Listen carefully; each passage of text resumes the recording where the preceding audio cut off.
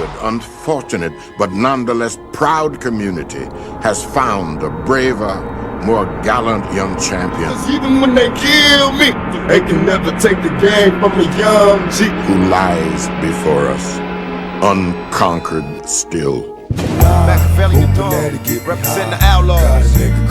Badass, representing the LBC. You have an iconic verse. I mean, in my eyes, it's up there. It's one of the top 20 verses in rap history on the song Krazy with Tupac. Oh, that's what's up. Puffin' on lie. I mean, you don't know how many times I smoked weed to that song, and your verse. It's hard to get on a Tupac song and outdo Tupac, and I can honestly say, being a Tupac fan myself, that you outdid Tupac. Can you tell us about the time recording that song and what you remember? Yeah, it was like a really memorable, epic day. I had went in to say what's up to Tupac. Me and Snoop had came to the studio, and they had the studio in front. We had to pass by their studio to go. Like, they had A and we had B, and they were like $2 big $1 million studio. It was beautiful, and Pac and them was in there recording it. And even the last couple of days, I had been stopping in saying what's up to those guys. Those my guys, and I'd already did songs with Pac. We was already cool, you know. Mm-hmm. Did a lot of shit together, so you guys I was just going to say what's up. Huh? You guys had a song before that? Sorry, I don't know that. Yeah, actually a couple. Oh, okay. Yeah, sure. So no, go ahead. And so we was just tight, and I was going to say what's up to him, and I went in there, and they always had like drinks and weed and food and shit, and when I went in there, we used to smoke cigarettes. So I came in there and I was smoking cigarettes. I had Newports and shit. Pac was smoking, and the Outlaws in there smoking. They was drinking Hennessy and doing songs, and they was working on Krazy. But I came in, what's up, everybody? You know, I was probably in there like 10, 15 minutes. What's up? How you fools doing? What y'all got going on, man? What y'all fools on? Roll a blunt. Let me smoke one. Let's smoke one. I'll roll up. So we all doing all that regular greeting, and then poured me up a little drink. You know, light up a cigarette, smoke a little weed, and then they working on the song. I'm hearing the jam, and Tupac had did the first verse. He was just like finishing the first verse, and he probably wrote it, and then shortly before I came, and then while I was there, he recorded it, like, you know. Mm-hmm. So he went in the booth and dropped it, and then he came out. And they have all the extra shit. They didn't even have let me get a cigarette dog yet. Yeah. So he just recorded the first verse, and then he came out. And then I guess he did the hook and whatever, and he went back in, and then he did his second verse, and it was probably like 15, 20, maybe another 30 minutes, real quick, it wasn't long. And then he let it play a few times. Now, mind you, now I'm vibing. I've been in here probably less than an hour, but I've been in here like 45 minutes now, and it still wasn't long, maybe, but it was getting close to an hour, and Pac was like, after Outlaws, like once, hey, somebody ready with their verse? They're like, not yet, you know, we're not ready yet. And everybody was writing. Everybody had pens and pads, and they were standing by their pads and, you know, drinking and still talking and chilling, but just working on their shit. And I don't know. He just asked me, like, out the blue, like it was meant. It was meant for me to be on it, you know? Dude, that was meant. He just said, "Badass, you got something for this?" And I was like, "Hell yeah!" And I just went in there and did it right then. I'm looking at the lyrics right now. I just have the lyrics in front of me, and they're giving me chills. No bullshit. I mean, what the fuck were you on? Not saying you were on anything, but where were you at headwise when you fucking wrote this verse, dog?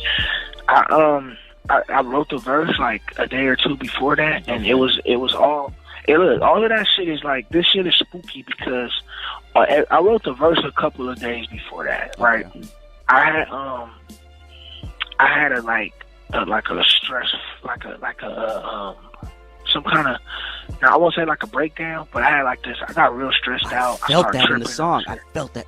Go ahead, keep going. I felt that. I was all fucked up. So, and it was all like, it was everything that was going on. Like, it was like, imagine being like almost, it's like heaven, and then everything just start fucking up. You know what I'm saying? Like, and not bad yet, but you could see I could see see like the disruption. I could just see it. Like I could see like the frequencies was like getting fucked up. It was like fuzzy. It was like, you know, it was like fucking up. And so I sat in the studio a couple of days before that, and I was like tripping off my homies, and I was like, damn, like, you know, and it was no one person in particular. I was tripping off of like the whole death row structure, and you know, like what we had going on, and we was like at that point, I had imagine, you know, getting serious about rap and wanting to do something, and then I'm hooked up with Snoop, and I know Snoop for like 2 years before I even rapped with him. You feel me? Okay. So it was like I hung with him, kicked it with him, went here with him, did this, smoked weed with him, played him my songs. He played me his shit. You know, even went to the studio with him and seen him record. You know, but I've been to his house. I have been to his house with him before I recorded with him. Everything, you know.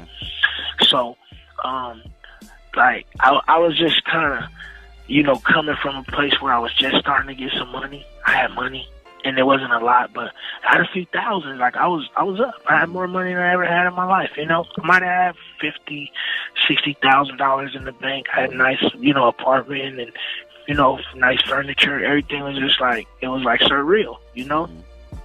Yeah.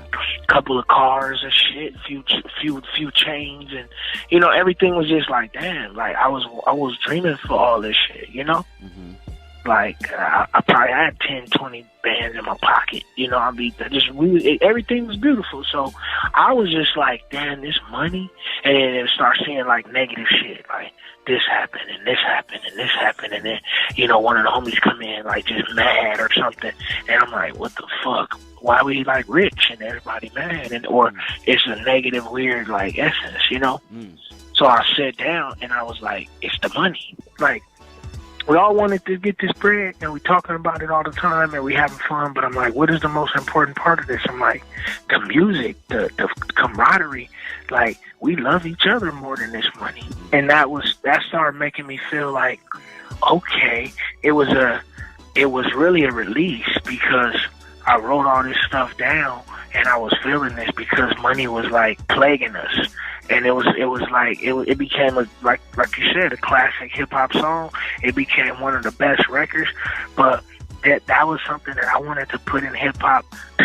When I decided that I was going to do it, I want to do something great. I want to do a song that's big, that one day people will look at, and still I got other ones too, but that song did what it was supposed to do. If I never made a song as big or as deep, you know, I've met a lot of people like that. I've listened to that song and had like the happiest feeling.